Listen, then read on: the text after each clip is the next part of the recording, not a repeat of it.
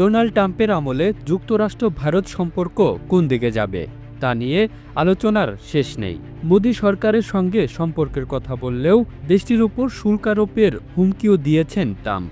তবে দ্বিপাক্ষিক সম্পর্ক এগিয়ে নিতে আশাবাদী ভারত সরকার। বিষয়টি নিয়ে কথা বলেছেন ভারতের পররাষ্ট্রমন্ত্রী এস জয়শঙ্কর। ভারত যুক্তরাষ্ট্রের শক্তিশালী দ্বিপাক্ষিক সম্পর্কের ওপর জোর দিয়ে এস জয়শঙ্কর বৃহস্পতিবার ৩০ জানুয়ারি মার্কিন প্রেসিডেন্ট ডোনাল্ড ট্রাম্পকে আমেরিকান জাতীয়তাবাদী হিসেবে বর্ণনা করেছেন। খবর এনডিটিভির।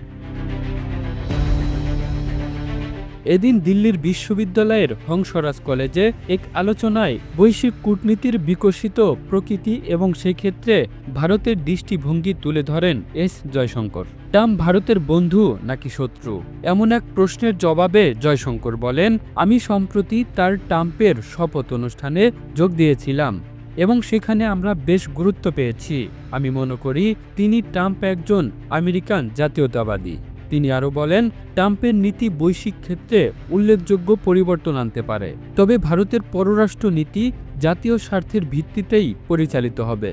ভারতের ক্রমবর্ধমান বৈশ্বিক প্রভাব এবং দেশটির সম্পর্কে অন্যদের পরিবর্তনশীল ধারণা সম্পর্কে জয়শঙ্কর বলেন, হ্যাঁ, ট্রাম্প অনেক কিছু পরিবর্তন করবেন, হয়তো কিছু বিষয় সিলেবাসের বাইরে থাকবে, কিন্তু আমাদের পররাষ্ট্রনীতি পরিচালনা করতে হবে দেশটির স্বার্থে।